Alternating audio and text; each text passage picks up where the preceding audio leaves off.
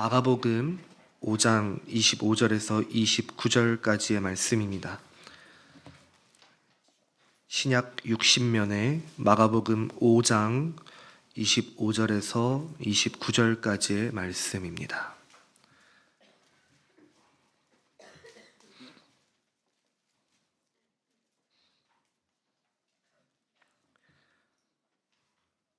마가복음 5장 25절에서 29절 함께 교독하시고 마지막 절은 함께 읽겠습니다.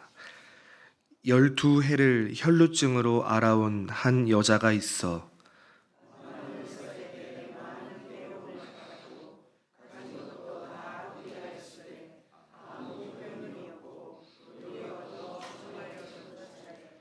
예수의 소문을 듣고 무리 가운데 끼어 뒤로 와서 그의 옷에 손을 대니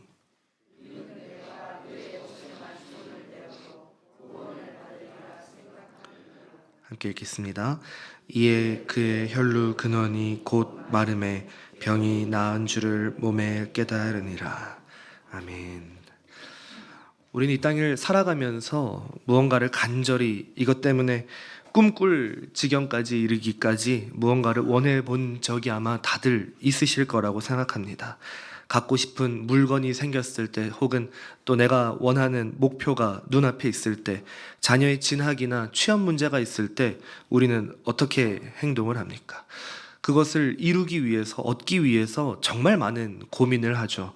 할 수 있는 모든 방법을 동원하고 때로는 밤을 새워가며 온갖 노력을 다 기울이기도 합니다.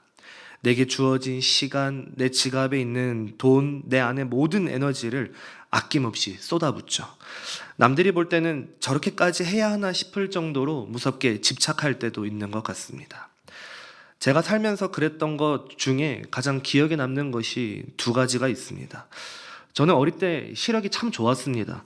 너무 잘 보였는데 어느 날 주변을 둘러보니까 안경을 낀 친구들이 뭔가 좀 흔히 말하는 인싸들, 주변에 친구들이 많은 그런 아이들이 주로 안경을 끼고 있다는 그 공통점을 제가 발견한 겁니다. 그래서 학교에서 시력 검사를 하는데 일부러 눈이 안 보이는 척을 했습니다. 그래서 그 검사지를 들고 집에 가서 저 시력 너무 안 좋아졌다고 하니까 안경 맞춰주세요 했습니다. 근데 그게 제 눈에 맞겠습니까? 그 끼기만 하면은 어지럽고 제대로 보이지도 않죠. 근데 제가 또 걸리적거리는 거는 또 굉장히 싫어하는 편입니다.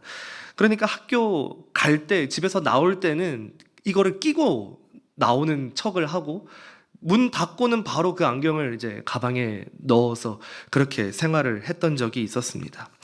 그놈의 안경이 뭐라고 그랬는지 덕분에 지금 진짜 나빠져서 이렇게 진짜 안경을 끼게 되었습니다. 그리고 저는 얼리 어답터라고 하죠. 이게 기계 보면은 못 참고 빨리 사야 하는 사람들, 그런 사람들을 말하는 건데, 저는 핸드폰 그리고 이런 태블릿 같은 거 좀 신기해 보이면은 이거를 좀 환장하고 그냥 바로바로 샀어야 됐습니다. 그런데 무슨 돈이 있고 무슨 깡이 있어서 제가 그런 것들을 사겠습니까? 그런데 제가 곧 죽어도 사는 방법이 있었습니다. 흔히 다들 아실 겁니다. 그런 말이 있죠. 이해보다 용서가 빠르다고요. 일단 지르고 나서 택배가 오면은 와이프한테 먼저 무릎부터 꿇습니다. 그러고 용서를 구하죠. 이미 와서 택배까지 다 뜯고 했는데 어쩔 겁니까? 그렇게 해서 참 죽을 고비도 많이 넘기기도 했고 그렇게 많이 혼났었습니다. 근데 우리가 왜 이렇게까지 하면서 생과 사를 오가면서까지 이렇게 가지려고 합니까? 내 안에 그것을 향한 강렬한 욕망이 자리 잡고 있기 때문입니다. 내 삶에 그것이 반드시 필요하다는, 이거 없으면 안 된다는 뼈저린 이 갈급함이 있기 때문이죠.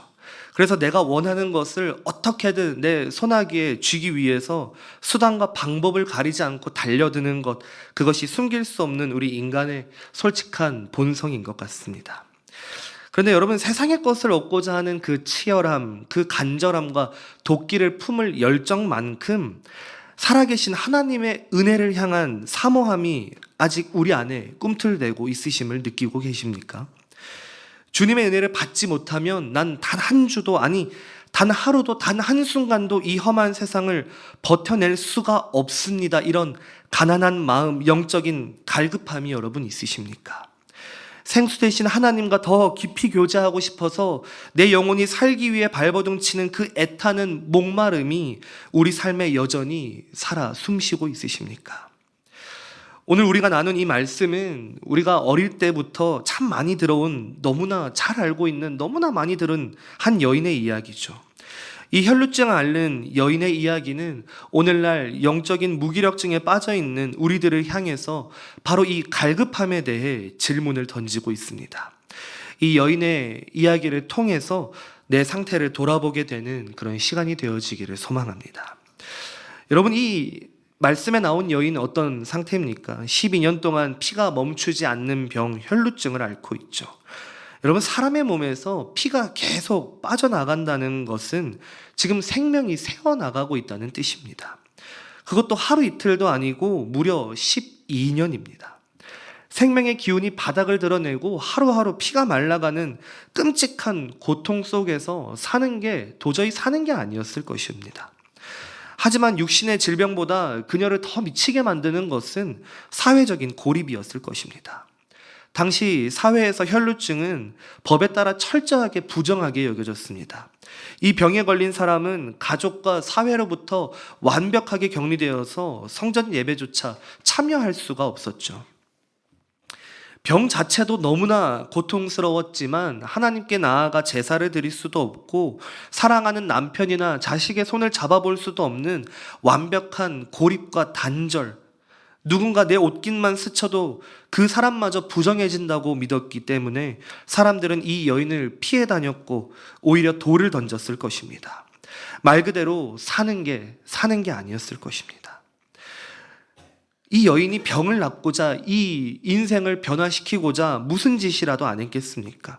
자신이 평생 모은 재산도 다 쏟아붓습니다. 하지만 성경에 보면은 아무 효험이 없고 도리어 더 중해졌다라고 하죠. 결과는 더 깊은 흑암이고 완벽한 절망이었습니다.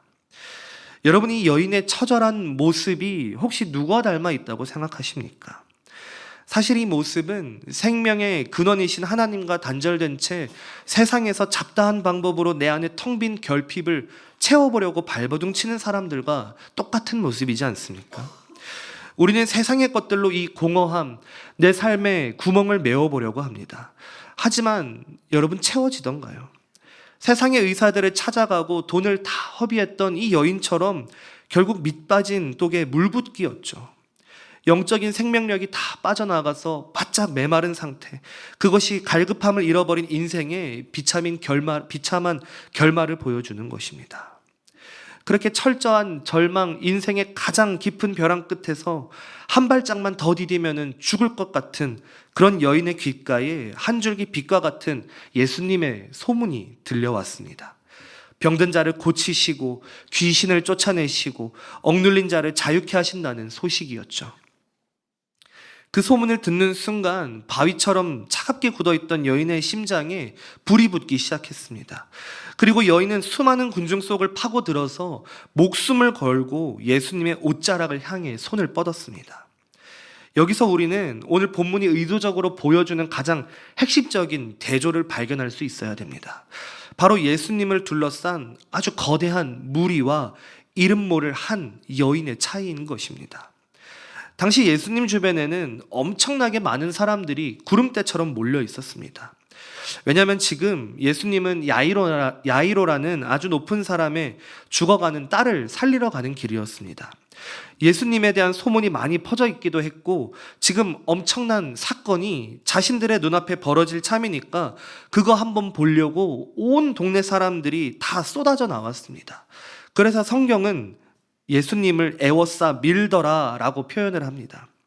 이 단어는 포도즙 틀에서 포도를 짓이기듯이 사방에서 꽉 짜며 압박했다는 뜻입니다.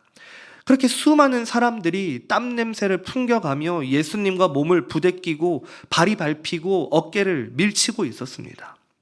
그런데 여러분, 우리가 쉽게 놓칠 수도 있는 부분이 있습니다. 뭐냐면 예수님과 그렇게 수없이 살갗을 부딪혔던 그 수많은 무리 중에서 하늘의 능력을 경험하고 기적을 맛본 사람은 오직 옷자락을 살짝 만진 이 여인 단 한 사람뿐이었다는 사실입니다. 왜 그랬을까요? 여인과 수많은 무리 그리고 그들에게는 뚜렷한 차이점이 있었기 때문입니다. 예수님을 에워싸고 있던 무리들은 그저 단순한 호기심으로 거기에 와 있었습니다. 유명한 기적을 보여주는 선지자라는 사람이 지나간다니까 구경하러 와서는 남들이 가니까 우르르 몰려간 것입니다.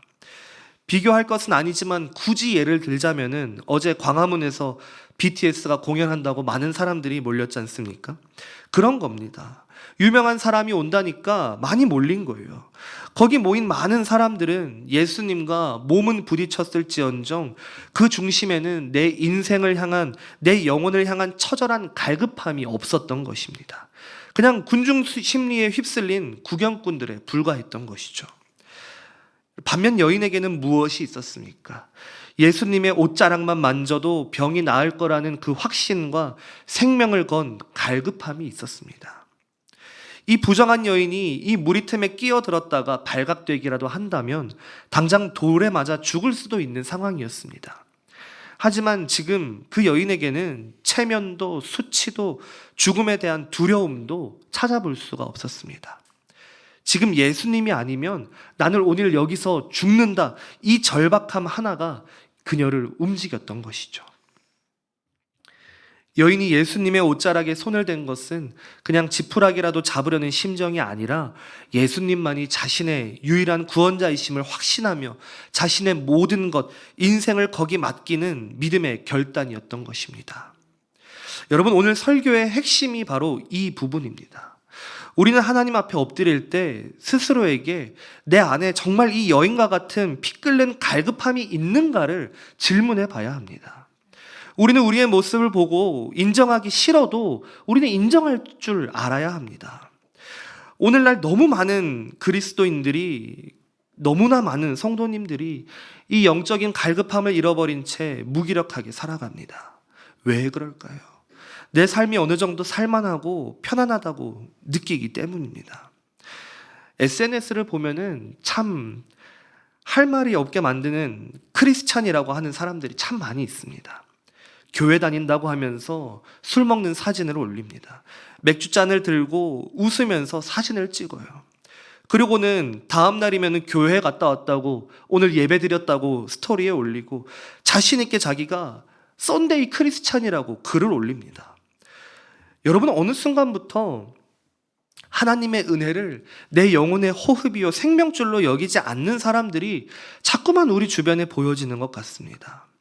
오늘 예배에서 당장 은혜 못 받는다고 해서 무슨 일 생기는 거 아니라는 마음속 어딘가에 자리 잡고 있는 이 영적인 해이, 교만, 이 지독한 영적인 안일함을 주의하고 또 그런 마음이 조금이라도 고개를 들려고 하는지 우리는 항상 긴장해야 합니다.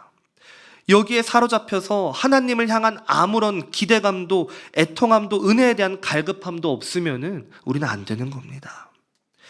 내 영혼이 지금 세상의 염려와 제약의 유혹으로 인해서 시퍼렇게 멍들고 피를 흘리고 죽어가고 있는데도 주의를 기다리는 설렘이 식어버리고 기도의 줄이 끊어져서 무서운 영적인 혈루증을 앓고 있는데도 아파하지 않는 사람들이 참 많습니다. 위기감을 느끼지 못하는 거예요. 그저 예수님 주변을 시끌벅적하게 맴돌면서 웅성거렸던 본문의 무리들이 혹시 내 모습은 아닌지 우리는 항상 돌아봐야 합니다. 오늘을 사는 우리는 일주일에 한 번 예배당 이 마당만 밟고 그 무리들처럼 되지는 않았는지 내 모습을 돌아봐야 하는 겁니다. 여러분, 하나님의 은혜는 팔짱만 끼고 구경만 하는 자에게는 결코 임하지 않습니다. 하늘의 기적은 그저 주일 예배 1시간 자리를 지켰다고 주어지는 것이 아니죠. 은혜는 철저하게 사모하는 자의 것입니다.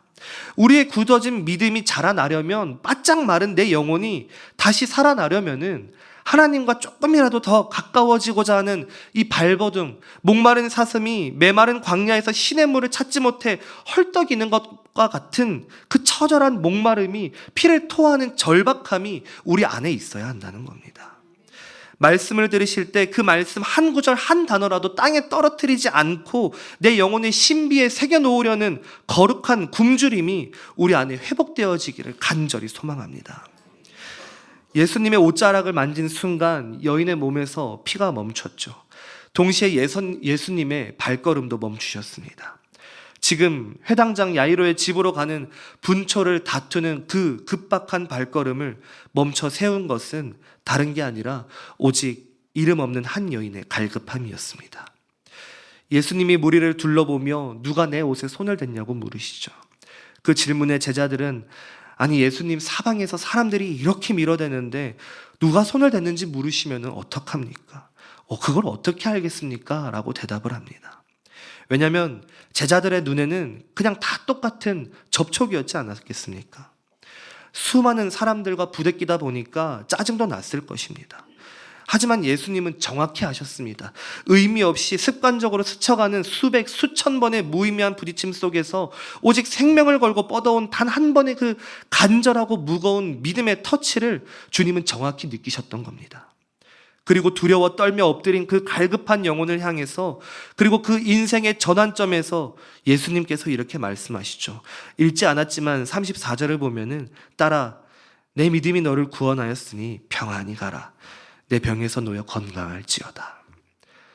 12년 동안 저주받은 병자, 부정한 여자라고 손가락질 받아야 했고 완전히 무너져 내려서 절망 그 자체의 삶을 살아가던 그녀를 향해서 주님께서 내 딸아라고 불러주셨습니다.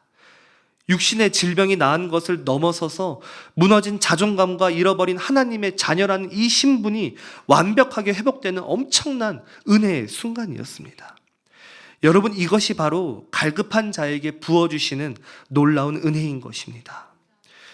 여러분, 이 시간 말씀을 통해서 비춰주시는 우리의 모습을 돌아보시고 우리 결단을 내려야 합니다.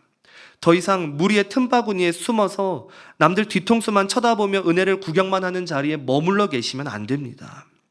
내 삶의 은혜가 메말라 있음을, 내 영혼이 죽어가고 있음을 가슴을 치며 우리는 아파해야 합니다. 세상의 헛된 것을 바라보며 헛된 것을 쥐려고 애쓰느라 신앙을 놓치고 있던 그 헛된 열정을 이제는 과감히 십자가 앞에 내려놓으시기를 바랍니다. 그리고 보이지 않지만 지금도 우리 가운데 임재해 계신 하나님, 내 삶의 모든 문제와 질문의 해답이신 예수 그리스도를 향해 우리의 모든 갈급함을 쏟아내는 우리 모두가 되어지기를 정말 간절히 소망합니다.